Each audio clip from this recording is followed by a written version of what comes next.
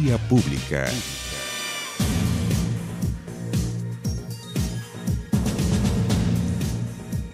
¿Cómo están ustedes? Muy buenas noches, bienvenidos a Vía Pública. Serios incidentes se registraron esta tarde durante la llegada del presidente Sebastián Piñera a Quintero. Esto a raíz de la emergencia ambiental que se vive en la zona por una presunta nube tóxica. Se está investigando, hay antecedentes de que algo grave hay, pero no exactamente todavía en cuanto a la investigación científica. De todos modos, ¿qué más evidente? Ha afectado a más de 300 personas en la zona. La visita del mandatario se dio en medio de incidentes protagonizados por vecinos que se encontraban en el hospital de la ciudad, por lo que debieron llegar hasta el lugar efectivos de fuerzas especiales de Carabineros. Recordemos que su visita ocurre luego de que esta mañana se reuniera con los alcaldes de Quintero y Puchuncaví, las dos comunas más afectadas, donde anunció un nuevo plan de descontaminación.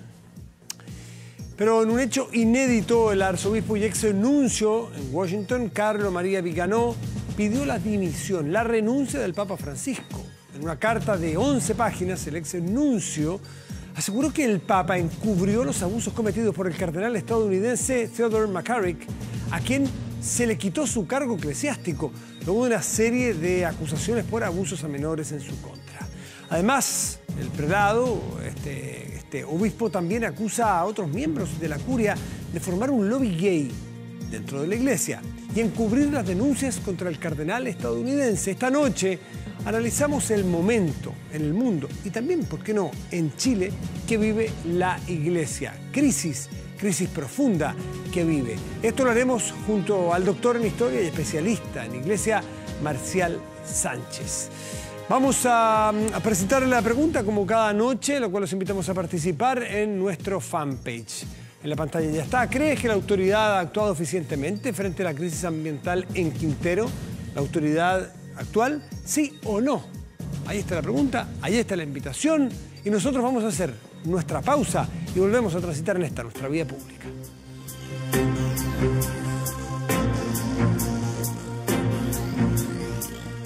Sobre la crisis que vive la iglesia, parece que cada día podría ser peor. Marcial Sánchez, doctor en historia y especialista en la historia de la iglesia. Gracias por estar aquí, Marcial. Muy buenas noches. Muchas gracias, Matías, por la invitación. Me imagino que como experto llevas años leyendo archivos, eres un conocedor de todos los 2000 años de la Iglesia Católica, 2000 y tantos años. ¿Se puede decir que en lo macro estamos en uno de los periodos más críticos de la Iglesia?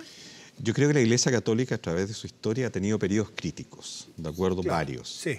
Desde los primeros cismas, en los primeros tiempos, ¿de acuerdo? Donde la Iglesia empieza a separar y aparece la Iglesia Ortodoxa, en fin, pasando por la Reforma Luterana, ¿de acuerdo? Claro, y la Contrarreforma. Son cismas más modernos. Son cismas, pero ¿sabes lo que pasa? Que esos cismas eran distintos, porque las causas del cisma, ¿de acuerdo?, y las consecuencias del mismo, la gente se demoraba en saberlo o no lo sabía. En el caso actual es distinto, porque resulta que una situación que sucede, ya diríamos desde hace unos 15 años atrás, todos nos enteramos.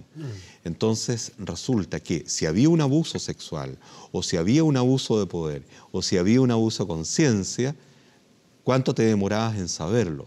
A lo mejor nunca. Pero en este caso no. En este caso, inmediatamente hay una situación, hay un Twitter, o hay un mail, o hay una conexión directa, o hay un llamado a un periodista, o hay un llamado a un especialista, y al final esto sale muy rápido. Pero si las crisis anteriores podían resolverse, entre comillas, con cismas, es decir, divisiones, fracturas, hoy, si supusiéramos que estamos en una crisis terminal, más que cisma, da la impresión de que se debía hablar de abandono. Es decir, no es que hay dos fracciones en primer orden, porque yo sé que la hay y vamos a conversar, pero sí, la gran crisis no es de una fracción de una iglesia con otra. Hay de una iglesia que parece no haberse sanado internamente, que tiene una podredumbre dentro de su propia institución. Lo que pasa es que la iglesia, en el último proceso, y me atrevería a decir, después de la Segunda Guerra Mundial y fundamentalmente con Vaticano II, la reformulación de Vaticano II desde Vaticano I creo que no cuajó. Y ese es el problema. Cuando dicen que todavía no ha sido capaz de poder llevarse a la luz Vaticano II, es porque no tomó forma.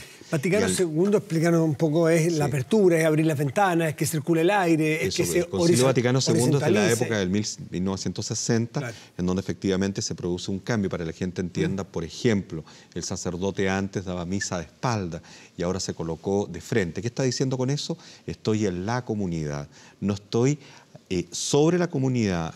Se empieza a hablar, por ejemplo, el concepto, aparece el concepto de solidaridad y dejas el concepto de caridad, ¿de acuerdo? Porque la caridad es lo que tú das, la solidaridad es lo que tú integras, por tanto es un Dios mucho más cercano. Pero eso también llevaba, por ejemplo, a que el sumo pontífice podía comunicarse con los obispos en forma directa. Bueno, eso es muy interesante, pero sabemos que Juan Pablo II, por ejemplo, le costaba hacerlo. Sabemos que Benedicto lo empezó a hacer y Francisco lo hace. Es decir, la Vaticano II, que quedó inconcluso, generaba o buscaba más horizontalidad. O sea, el Papa primus inter pares, pero un obispo más. Así es. De hecho, el Papa Francisco, cuando asume su primera palabra como Papa, dice: recen u oren por el obispo de Roma, no por el Papa, y eso es muy simbólico. Lo que pasa es que cuando él dice que recen por el obispo de Roma, no es que se esté bajando del pedestal, ¿de acuerdo? Lo que está haciendo es decirle, somos todos iguales a los ojos de Dios. Es eso, básicamente eso. Y ese es uno de los conceptos que aparece en Vaticano II. Somos todos hijos de Dios y además todos nos arrodillamos ante la cruz de un Cristo vivo, además. Ahora, Cristo que está dentro de la propia sociedad. De recuperar, de tirar el hilito nuevamente del Concilio Vaticano II de la década de los 60. ¿Quién fue quien le cerró, le puso una lápida? ¿Es Juan Pablo II, como se dice vulgarmente? Lo que pasa es lo siguiente, yo creo que Vaticano II no se actualizó. Yo estoy convencido que lamentablemente la Iglesia tiene tiempos que se mueven lento, pero la Iglesia tiene que apurar los tiempos. Y lamentablemente esta capacidad, por ejemplo, hay un concepto bien interesante que se llama inculturación, es buscar en la propia cultura al Cristo vivo, ¿de acuerdo? Antes era aculturación, tú venías desde fuera.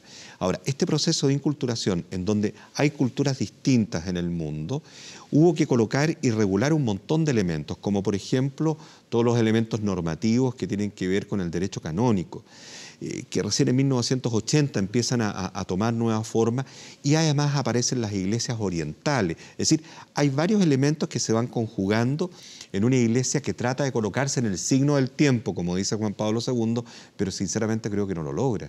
Y no lo logra porque llega tarde.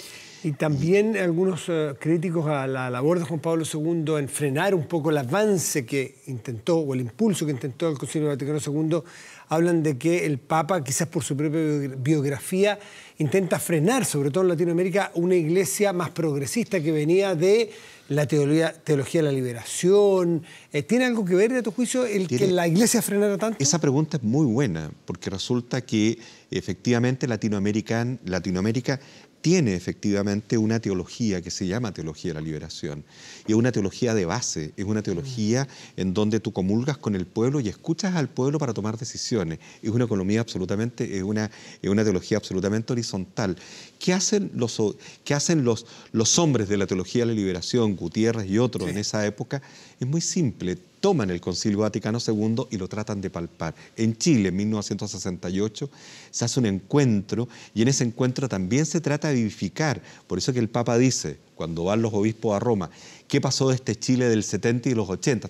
Está refiriéndose a ese Chile, a un Chile en donde efectivamente tenías una feligresía mucho más cerca de la gente. ¿Qué pasa? ¿Cómo se frena? Efectivamente, en la época de Juan Pablo II se producen algunos frenos y Juan Pablo II obviamente no asume la teología de la liberación como se estaba asumiendo en Latinoamérica y asume otro concepto, ¿de acuerdo? Que también le llama teología de la liberación, pero es otro concepto y tiene que ver mucho con la salvación del hombre. El hombre se salva. Esto es muy importante, el hombre se salva más que por los bienes, el hombre se salva por las obras, que un poco lo ha dicho mucho Francisco en esta época. Marcial, viajemos un poco más al presente, no necesariamente al hoy ni al anteayer que se supo la noticia de Viganò, este sacerdote que le pide la renuncia al Papa. Contextualicemos, intentemos entender por qué la Iglesia se quedó tan atrás en juzgar los delitos que ocurrían, o pecados para dentro de la Iglesia, pero en la justicia civil los delitos, y que se cometían dentro de la iglesia. ¿Por qué esta tapadera? ¿Por qué esta una iglesia que supuestamente desde el Evangelio está en estar con la víctima parece que la Iglesia en un momento se confundió y estaba con el victimario. ¿Cuándo se confundió, entre comillas, la Hay un tema que se llama los silencios. Cuando uno, por ejemplo, ve el caso de Marcial Maciel o ve el caso de los legionarios tenían un cuarto voto que la gente no sabe, que se llama el voto del silencio. Ese voto es un voto que permite que efectivamente tú trabajes el tema de la conciencia y provoques abuso de conciencia como lo hacía Maciel con los legionarios. Entiendo que se lo prohibieron, ¿eh? Que se lo prohibieron, eso ya no existe. Creo que fue. Efectivamente, sí, es Benedicto el que empieza. Pero ahí tú tienes un elemento. Entonces yo me atrevería a plantear que hay un tema de los silencios, hay un tema de que internamente dentro del propio Vaticano habían códigos que son códigos de pasillo en el Vaticano, en donde tú no puedes juzgar al otro, ¿de acuerdo? Y siempre tienes que darle la oportunidad, el colocar la otra mejilla. O por ejemplo, cómo tú asumes, y esto es muy interesante, cómo tú asumes el sexto mandamiento, el tema del celibato. El celibato no es dogma, por tanto es discutible. Todos estos elementos que son elementos que tú podrías llegar a relativizarlos, lamentablemente, efectivamente en el Vaticano y efectivamente, de acuerdo, en la curia y no solamente en el Vaticano, se relativizaron. Y sabes que se relativizaron a tal punto que la víctima pasó a ser muchas veces el victimario. La gente no se atrevía. ¿Por qué? Porque la Iglesia ha cambiado también. Solamente por el hecho de llevar una sotana o llevar un cuello de sacerdote durante un tiempo, eso ya pasó, era significado de que no se le podía cuestionar, no se le podía criticar, no se le podía llevar a la justicia que hablar. Piensa solamente en el obispo Cox, ¿de acuerdo? Si tú piensas en Chile, el obispo Cox recién ahora, el 2018, con todo lo que está sucediendo, tú vas a ver, tienes un tema que va a ser llevado a la justicia. Pero el obispo Cox, durante mucho tiempo, ¿de acuerdo? Durante 10 años, según lo que dice el informe periodístico que se lanza el 2002, durante 10 años, y tuvo que salir la conferencia episcopal, ¿de acuerdo? El noviembre, si no me equivoco, el 2002, a pedir perdón, que es el primer perdón, que es muy parecido al perdón. ¿Pero por qué la Iglesia, qué la hace que se confunda tanto en un principio tan original de la Iglesia, tan evangélico, que es la víctima, estar con la víctima, estar con el caído, estar con la persona afectada? Mira, Matías, y dejarlo de lado para defender al poderoso. Sí, es muy antievangélico. Absolutamente. Yo creo que acá sí quiero hacer una separación, Matías. No es toda la Iglesia. Quiero la jerarquía. Lo que pasa es que tiene que ver con las estructuras de poder, el boato. Acá nosotros tenemos sacerdotes, tenemos obispos, tenemos cardenales que han alcanzado el poder, pero no conocían el poder hasta ni siquiera familiar. Y yo creo que a toda persona efectivamente se marea. Y lamentablemente ese mareo provoca este tipo de situaciones. Y cuando tú tienes una cosa tan vertical, los que quieren subir empiezan a golpear la espalda y muchas veces no denuncian ya hechos tan complejos y tan delicados como los que hemos conocido. Ahora sí vamos un poco a la actualidad. Anteayer conocimos esta carta abierta, 11 páginas, de Carlo María Viganò, que es un sacerdote, no llegó a ser nunca cardenal. Algunos dicen, de picado es que quiere sacar a este papa y le pide la renuncia, que está muy resentido, que nunca lo ascendieron, pese a que es italiano, y en fin. Y acusa a este papa de ser encubridor. Pero entiendo que hay ahí sí podemos hablar eventualmente de cisma, pero sí fractura de dos iglesias dentro de una iglesia tradicionalista conservadora, como la de Viganò, y una más progresista y más de querer apertura, acoger, por ejemplo, a personas homosexuales, acoger a los divorciados para que puedan eventualmente comulgar. O sea, ahí sí que hay dos mundos. ¿Puede llevar esto a un cisma moderno? Es buena tu pregunta también, porque resulta que desde que el Papa Francisco asume, para que la gente entienda, desde que asume el Papa Francisco, o mejor dicho, desde 2013. Desde que renuncia Benedicto XVI, la pregunta, si tú me permites irnos un poquitito hacia atrás, la pregunta ¿por qué renuncia? Toda la gente o los vaticanistas plantean, o algunos vaticanistas plantean que fue porque efectivamente salieron algunas informaciones en los Vaticanos Leaks, ¿de acuerdo? Sí. Porque salió información. Yo estoy convencido que no fue por eso, yo estoy convencido que fue por el Banco Vaticano. Las presiones del Banco Vaticano y fundamentalmente por lo que es la curia norteamericana, que tiene mucho que ver con los dineros del Vaticano, ¿ya? Hay una presión muy fuerte ahí que se provoca, más aún cuando el Papa Benedicto ya estaba abriendo casos de abuso y había él aplicado tolerancia cero, porque corresponde a él. Y él había castigado a este Theodore McCarrick. Según lo que dice Vigano. Sí. Pero resulta que no encontramos todavía el papel del castigo. Yo creo que es bueno que nos muestren, de acuerdo, dónde está ese castigo de lo que él dice. Yo no tengo antecedentes de eso. ¿Ven fisuras que pueden pensar en un cisma de aquí a un par de años te lo voy a contestar, porque resulta que esa situación que viene ahí se produce después la llegada de Francisco, un latinoamericano que no se coloca zapatos rojos, un hombre que se esconde en la noche, ¿de acuerdo? Va a trabajar con los humildes, todavía lo hace, y se esconde y se arranca. Un hombre distinto, un latinoamericano, un hombre distinto, un argentino además, que tiene además esa capacidad de que le guste un equipo de fútbol, un hombre distinto. Y ese hombre distinto lo primero que dice, somos todos hijos ante Dios, por tanto el tema de la homosexualidad no es tema, sino él dice, ¿quién soy yo para poder juzgar una cosa así? Claro. Y también dice, bueno, los divorciados tienen un dolor tremendo, ¿de acuerdo? Y tenemos que tratar de abrir la puerta. Y no solamente esos casos, tiene que ver con el tema, estamos en la época del cosismo, ¿de acuerdo? El neoliberalismo, el mercado. Él entra en una lucha muy directa contra muchos elementos que hoy día comparten nuestra cotidianidad. Todo eso hay un sector de la Iglesia que le hemos llamado sector conservador o tradicionalista. Ese sector está en contra, porque hay un sector que no quiere homosexuales dentro de la Iglesia y dice que homosexual igual abuso sexual, de lo cual sabemos a través de los estudios que no tiene una relación tan directa, ¿de acuerdo? Ese es un elemento, y el otro elemento es que este Papa estaría rompiendo la familia con todo lo que está planteando. Y lo más delicado, de acuerdo, que este Papa se estaría saliendo del dogma. Y ahí entran hay como 5 cardenales, en donde, entre ellos, uno es Pell, de acuerdo, que ahora está acusado de abuso, que se lanzaron en contra del Papa, de acuerdo, muy duramente, porque dice que el Papa se habría alejado del dogma. El Papa contestó eso y efectivamente muchos cardenales dijeron, y muchos vaticanistas, y no solamente, o muchos teólogos empezaron a contestar, y los que nos dedicamos a la historia empezamos a fijarnos que efectivamente el Papa no se alejó, sino que había una lucha, una componenda. Y esa componenda hoy día tomó un cariz distinto, porque es una componenda que se hace muy pública, muy directa.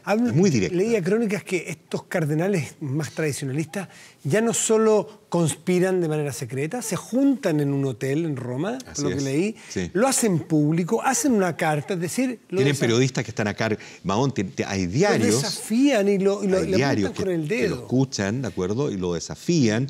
Y ¿sabes por qué? Porque resulta que hoy día, insisto, hace 15 años esto era impensable, hasta en términos comunicacionales. Pero hoy día hay oídos para todo, digo yo. ¿Ya? Y hay verdades y hay mentiras que están por los pasillos del Vaticano. Y ahí esas verdades y mentiras están saliendo muy a la luz. Ahora, la gente entiende ahora por qué el Papa, cuando sale al balcón, dice... recen por mí. Sí, y lo dice siempre, recen por mí, recen por mí. Cisma o no cisma, difícil, pero hay más probabilidades de lo que había hace 15, 20, 30, 50 años. Yo pienso que pueden haber situaciones de quiebres complejos dentro de la Iglesia. No sé si estamos a puertas, pero sí tenemos que estar atentos, porque hoy día, como se están dando las cosas, más que tomar posiciones y más que tomar una posición de observador, creo yo, uno tiene que aprender efectivamente lo que sucede adentro. Lo que has estudiado, por eso se agradece la invitación. Marcial, lo último que te quería preguntar, en tu revisión histórica de la Iglesia, ¿hay cuántos casos o antecedentes de peticiones de renuncia a un Papa, que le digan públicamente que el Papa debe renunciar? Así abiertamente ninguna. No hay. No hay. Entonces es una situación abiertamente en donde el Papa tenga que contestarle a los periodistas ante una pregunta, ¿usted va a renunciar casi? Y él dice, no, lean primero la carta. Pero ojo, que el Papa no dijo ni sí ni no. Él dijo, sean inteligentes, vean y evalúen. En otras palabras, pongan sobre la mesa quién está hablando. Bueno, muy jesuita, discernimiento. Claro, discernimiento. Ustedes mismos. Antes de contestar, porque los jesuitas tenemos que pensarlo, ¿no es cierto? Claro. Entonces hay que pensar antes de contestar, que me pareció muy prudente además su respuesta.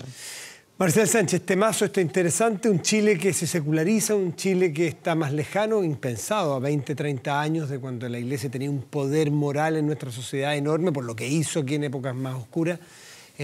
prestó una ayuda que no prestaban ni los tribunales de justicia y que en tan poco tiempo farrearse un capital político, vamos a decir, o capital moral, vamos a ver si es recuperable, solo el tiempo lo dirá. Mira, yo lo que sinceramente creo que la Iglesia Católica está chilena, ya que entramos en ese plano, la Iglesia Católica chilena está con un desprestigio tan grande que yo creo que va a ser muy difícil que se vuelva a tener el prestigio que se tuvo. Un 98% de la gente que no cree, de acuerdo, en la Iglesia ya ha perdido la confianza. Yo creo que lo primero es la verdad. Lo primero es ser capaces de poder mirarse a la cara, y primero los obispos tienen que mirarse a la cara acá en Chile y decirse las verdades, que ya lo están haciendo.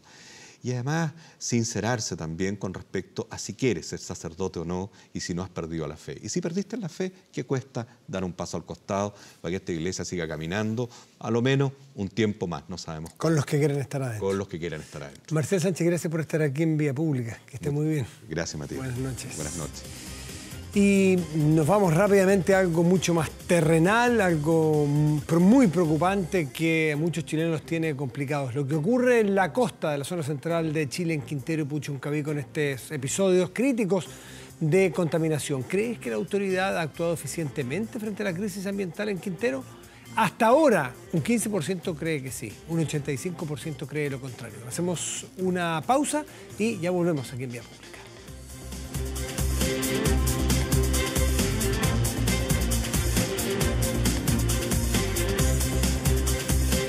¿Cómo están los resultados de la pregunta a la cual los invitamos a responder hoy en nuestro fanpage de 24 horas? Si crees que la autoridad ha actuado eficientemente frente a la crisis ambiental de Quintero, el 13% cree que sí, el 87% restante piensa que no, piensa lo contrario. Y los ciberrobos han tomado relevancia en el mundo hoy. Por eso fuimos a preguntarle a expertos si conocen estas nuevas formas de ataques. ¿Lo sabrán?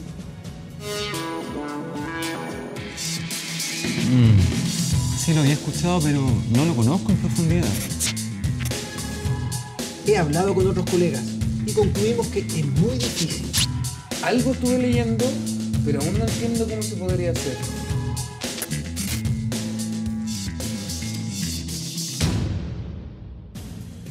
Conoce más en hp.cl/seguridad. HP reinventa la seguridad. Hacemos una pausa y volvemos aquí en Vía Pública.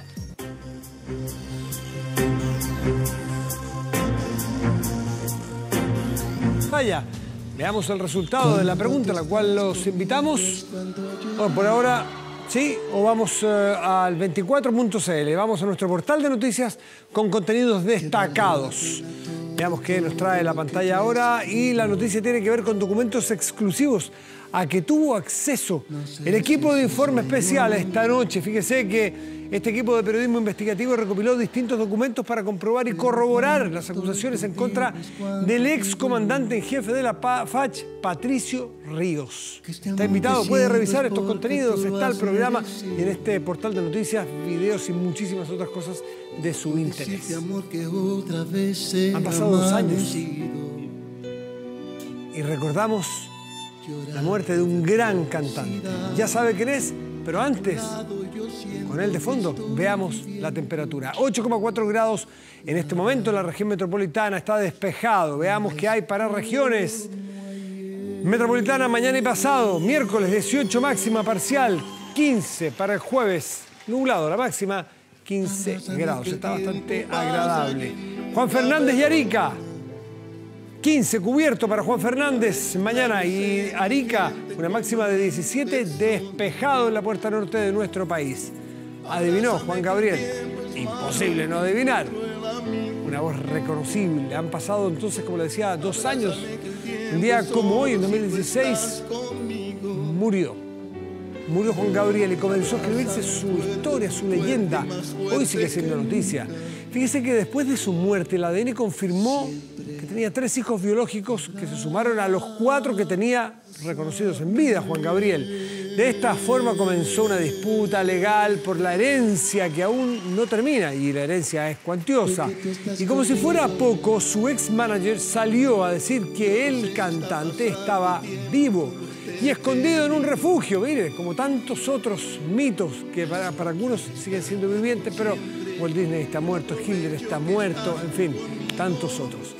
Todas historias en torno al Divo de Juárez, que a 2 años de su muerte sigue estando en el top de la música romántica, como este tema, Abrázame, muy fuerte, con el que rendimos un pequeño homenaje desde aquí, desde Vía Pública, a un cantante muy importante de la música mexicana, latinoamericana. Con Juan Gabriel nos despedimos. Muy buenas noches. Gracias por venir. Chao. Que el tiempo es cruel y a nadie quiere, por eso te digo yo.